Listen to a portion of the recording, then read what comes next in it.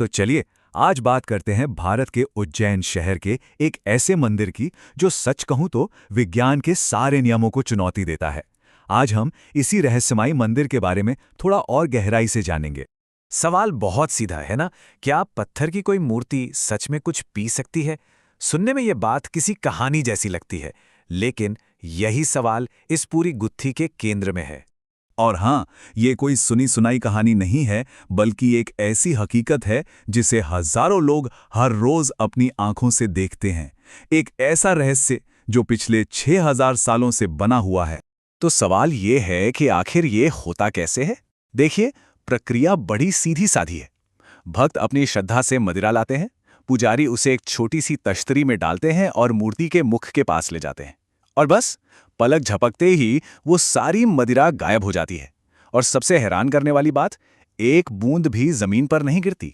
और हम यहाँ थोड़ी बहुत मात्रा की बात नहीं कर रहे हैं। एक अनुमान है कि हर दिन सैकड़ों लीटर मदिरा मूर्ति में समा जाती है। सोचिए जरा, ये आंकड़ा इस रहस्य को कितना और गहरा बना देता है।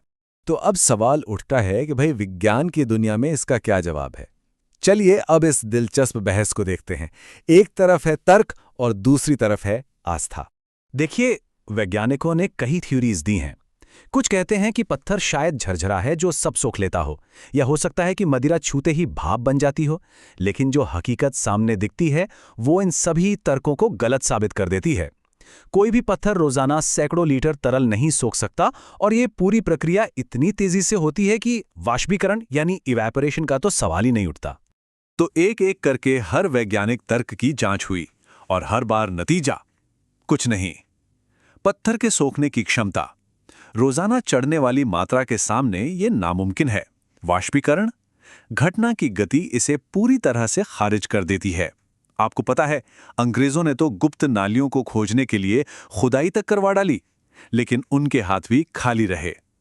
और अब मंदिर की पवित्रता को देखते हुए किसी भी तरह की गहन जांच की अनुमति नहीं है। तो अगर विज्ञान इसका जवाब नहीं दे पा रहा है, तो शायद हमें इसका जवाब आस्था और इतिहास में खोजना होगा।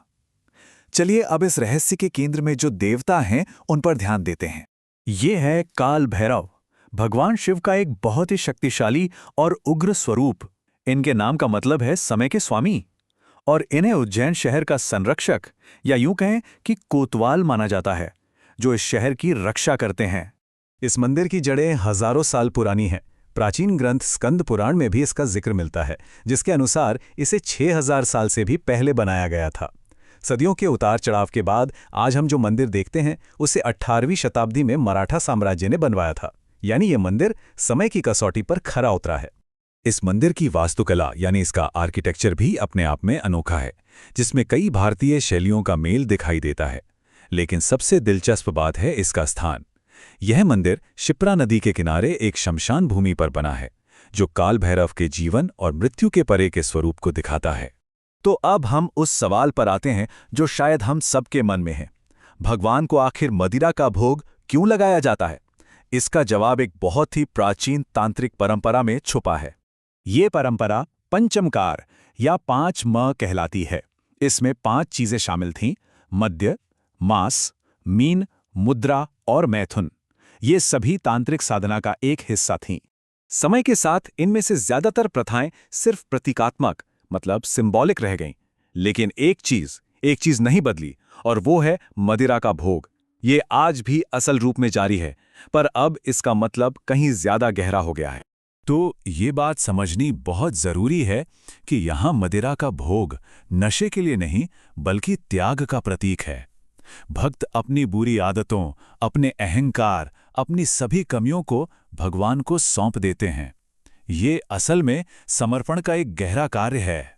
और यही समर्पण हमें इस कहानी के आखिरी हिस्से की तरफ ले जाता है। ये हिस्सा है भक्तों के अनुभव और उनके अटूट विश्वास के बारे में। एक भक्त हैं वनराज। वो अपने अनुभव को कुछ ऐसे बताते हैं। वे कहते हैं कि यह सिर्फ एक मंदिर नहीं है, बल्कि एक ऐसा अनुभव है जो इंसान के साथ हमेशा के लिए रह जाता है। ये रहस्य और आस्था का एक अनोखा संगम है। भक्तों का पूरा विश्वास है कि काल भैरव की पूजा से जीवन की बड़ी बड़ी मुश्किलों का हल निकलता है, चाहे वो कोई कानूनी लड़ाई हो, मन का डर हो, या फिर रास्ते में आने वाली कोई भी रुकावट। एक और भक्त शार्दुल इस भावना को और भी पुख्ता करते हैं। वे कहते हैं कि ये एक बहुत ही शक्तिशाली और आत्मा को जगाने वाला अनुभव है और भक्तों को पूरा यकीन है कि भगवान खुद यहाँ मौजूद हैं। तो अंत में ये सब हमें एक बहुत बड़े सवाल के पास लाकर खड़ा कर देता है। वो कौन सी जगह है जहां विज्ञान के तर्क खत्म होते हैं और आस्था की शक्ति शुरू होती है? आस्था और इस अनजाने रहस्य के बीच की असली सीमा आखिर कहाँ है? शायद इसका जवाब हर किसी के लिए अलग है।